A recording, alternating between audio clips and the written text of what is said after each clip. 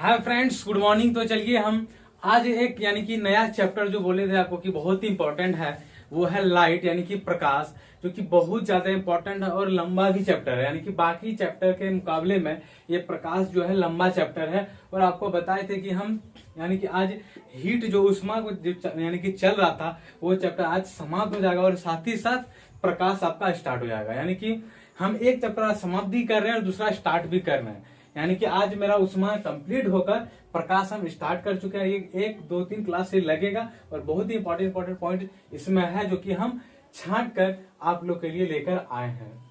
तो चलिए उष्मा का जो यानी कि जो चीज छूटा हुआ है वो चीज आपको यानी कि बता रहे हैं। पहला क्या है? विकिरण यानी कि रेडिएशन। पहला चीज जो है विकिरण यानी कि रेडिएशन। तो रेडिएशन क्या चीज है? तो है इस विधि में उष्मा गर्म वस्तु से ठंडी वस्तु की ओर बिना किसी माध्यम की सहायता के तथा बिना माध्यम को गर्म किए प्रकाश की चाल सीधी रेखा में संचरित होती है। यानी कि विकिरण क्या है? तो रेडिएशन। रेडिएशन को आप लोग अच्छी तरह से जानते हैं।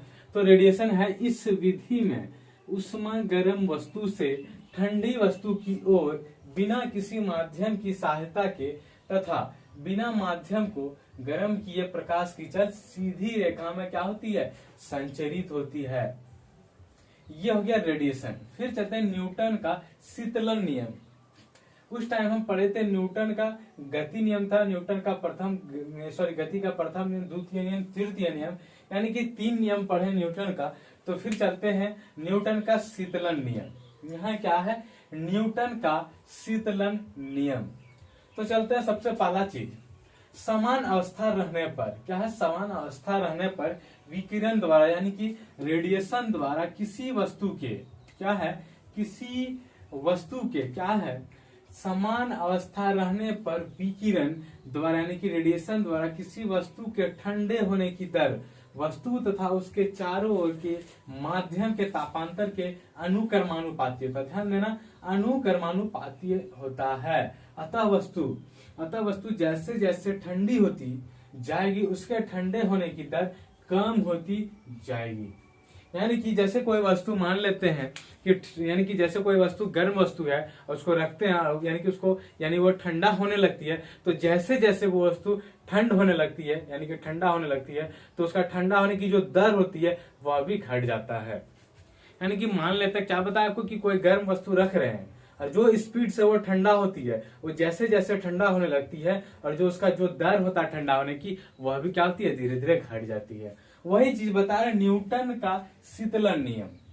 यानी कि समान अवस्था रहने पर रेडिएशन द्वारा किसी वस्तु के ठंडे होने की दर वस्तु तथा उसके चारों ओर के माध्यम के तापांतर के अनुक्रमानुपाती होती है। अतः वस्तु जैसे जैसे ठंडी होती जाएगी उसके ठंडे होने की दर कम होती जाएगी। फिर चलता है किरचॉफ का नियम। यानी कि हिंदी में इसको पढ़ सकते हैं किरचॉफ या फिर किरचॉफ, कुछ भी आप पढ़ सकते हैं, दोनों सही है। किरचॉफ पढ़े या किरचॉफ पढ़े दोनों सही है। किरचॉफ का नियम या किरचॉफ लॉ, यानी कि दोनों चीज है। ये चीज अब हम यानी कि ये आपका जो है ये लॉ आपको यानी कि विस्तार पूर्वक 12th का चीज है। यानी कि 12th में ये चीज आपका विस्तार पूर्वक फिजिक्स में चलता है, यानी कि किरचॉफ लॉ। ये नियम जब भी यानी कि हम बता चुके हैं 12th का, जब हम बता रहे थे डेरिवेशन, उसमें ये चीज हम बताए हैं किरचॉफ लॉ, यानी कि किरचॉफ का नियम या फिर किरचॉफ लॉ, कुछ भी आप पढ़ सकते हैं। तो चलिए बोल रहा इसके अनुसार यानी कि किरचॉफ लॉ के अनुसार यानी कि किरचॉफ नियम के अनुसार अच्छे अवशोषक ही अच्छे उत्सर्जक होते हैं।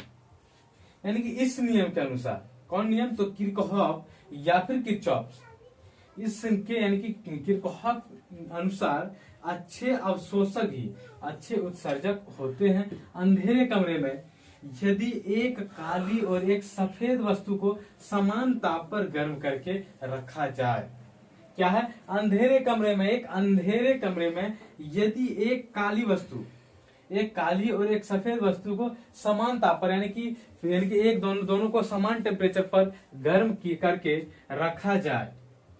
करके रखा जाए समान टेम्परेचर पर, तो क्या होती है? काली वस्तु अधिक विकिरण उत्सर्जित करेगी। यानी काली वस्तु जो है अधिक रेडिएशन को उत्सर्जित करेगी और अतः काली वस्तु अंधेरे में अधिक चमकती है। यानी कि अंधेरे में काली वस्तु का यानी कि चमक क्या होती है, ज्यादा होती है। ध्यान देना, विशेषकर अगर पूछ दे कि सफेद वस्तु को एक अंधेरे कमरे में सफेद वस्तु को रखा जाए और एक काली वस्तु को रखा जाए तो किसकी चमक अधिक होती है, तो सामान्यतः देखा जाए सब कोई आपको क्या मारेंगे, तो सफेद वस्तु अधिक चमकती है, जो कि रॉन्ग है। ये क्या, काली वस्तु अंधेरे में अधिक चमकती है। ध्यान देना, सामान्यतः सब कोई क्या मारेंगे, सफेद वस्तु, लेकिन सफेद वस्तु कम चमकती है, अंधेरे में काली वस्तु ज्यादा चमकती है। तो ध्यान देना कि किरचॉफ्स लॉ यानी कि इसके अनुसार अच्छे अवशोषक ही अच्छे उत्सर्जक होते हैं। अंधेरे कमरे में यदि एक काली और एक सफेद वस्तु को गर्म करके यानी कि समान ताप पर गर्म करके रखा जाए तो काली वस्तु अधिक विकिरण उत्सर्जित करेगी, अतः काली वस्तु अंधेरे में अधिक चमकती है। फिर चलते हैं स्टीफन का नियम, यानी कि ये भी लॉ क्या है, 12th का है। ये भी नियम क्या है, 12th का चीज है केमिस्ट्री का। केमिस्ट्री में ये लॉ आपको यानी कि ऑर्गेनिक केमिस्ट्री में ये चीज बताया जाता है। स्टेफन लॉ यानी कि स्टेफन रिएक्शन यानी कि स्टेफन का नियम, ये आपको 12th का चीज है ऑर्गेनिक केमिस्ट्री का। ये चीज था 12th का फिजिक्स का, ये है केमिस्ट्री का। देखिए कितना फिजिक्स केमिस्ट्री मिलता जुलता है। तो चलिए स्टेफन का नियम क्या कहता है, इस नियम के अनुसार चलते हैं। आज जो भी 12th पढ़ेंगे तो आपको कुछ कुछ याद होगा। तो चलिए इस नियम क्या कहता है, किसी वस्तु की क्या है, किसी वस्तु की उत्सर्जन क्षमता जो होती है ई, उत्सर्जन क्षमता है क्या, ई, यानी कि किसी वस्तु की उत्सर्जन क्षमता ई उसके यानी कि 2 बार लिखा गया, उसके परम ताप यानी कि परम ताप क्या है, टेम्परेचर, यानी कि टी क्या है, ताप है, टेम्परेचर के चौथे घात के अनुक्रमानुपाती होता है। क्या होता है, अनुक्रमानुपाती यानी कि समानुपाती होता है। ध्यान देना है, स्टेफन नियम क्या कहता है, किसी वस्तु की उत्सर्जन क्षमता क्या है, ई, तथा उसके परम ताप क्या है, टी, टेम्परेचर के चौथे घात के अनुक्रमानुपाती होता है, यानी कि समानुपाती होता है। हम समानुपाती को ही अनुक्रमानुपाती कहते हैं, और जो यानी कि इसका जो उल्टा होता है क्या होता है, व्युत्क्रमानुपाती। तो हम समानुपाती को ही कहते हैं अनुक्रमानुपाती। तो चौथे घात का क्या होता है, अनुक्रमानुपाती होता है, यानी कि समानुपाती होता है, जो कि यहाँ है ई समानुपाती या फिर ई अनुक्रमानुपाती, टी टेम्परेचर पर पावर 4 यानी कि घात 4। घात को क्या लिखता है, पावर, यानी कि 2 पर पावर 2 का मतलब क्या हो गया, 2 पर घात 2, यानी कि घात बोले हिंदी में और इंग्लिश में पावर, यानी कि टी टू दी पावर 4, यानी कि टेम्परेचर है टी, उस पर घात 4 यानी कि पावर 4। तो बराबर इसको तोड़ेंगे तो क्या टूटता है, ई बराबर स्टेफन नियतांक। इसको क्या लेंगे, स्टेफन नियतांक, यानी कि इसको तोड़ने के बाद ये कांस्टेंट को लेना पड़ता है। जब आप 12th में पढ़े होंगे, जो भी लॉ पढ़े होंगे आप, उस लॉ में अगर समानुपाती रहता था, उसको तोड़ने के लिए हमको कांस्टेंट लेना पड़ता था, तब वो टूटता था। यानी कि यहाँ क्या कांस्टेंट लिए, तो ये है स्टेफन नियतांक है। ये चीज क्या है, स्टेफन नियतांक। फिर प्रकाश, यानी कि उष्मा समाप्त कर दिया हम। उष्मा चैप्टर समाप्त होने के बाद हम स्टार्ट किए प्रकाश, जो कि आपको बता रहे थे इंपॉर्टेंट चैप्टर के साथ साथ लंबा चैप्टर भी है। यानी कि प्रकाश क्या है, प्रकाश एक लंबा चैप्टर है और इम्पोर्टेंट चैप्टर है। इससे बहुत सारा इंपॉर्टेंट चीज मिलता है और इससे न्यूमेरिकल भी एग्जाम में आता है, और इससे आपको न्यूमेरिकल भी हम लेंगे। यानी कि न्यूमेरिकल का भी क्लास चलेगा, लेकिन अभी जो हम यानी कि थ्योरेटिकल चला रहे हैं, सब्जेक्टिव जो चला रहे हैं, वो खत्म होने के बाद। तो चलिए प्रकाश यानी कि लाइट सबसे पहले स्टार्ट करते हैं। जो है प्रकाश एक प्रकार की ऊर्जा है। प्रकाश क्या है, यानी कि लाइट जो है यह एक प्रकार की ऊर्जा है जो विद्युत चुंबकीय तरंगों के रूप में संचरित होती है। क्या प्रकाश एक प्रकार की ऊर्जा है जो विद्युत चुंबकीय तरंगों के रूप में क्या होती है, संचरित होती है। फिर इसका ज्ञान हमें आंखों से प्राप्त होती है, यानी कि आंखों द्वारा पता चलता है। अगर आंख ही नहीं रहेगा तो पता चलेगा क्या लाइट है या नहीं है।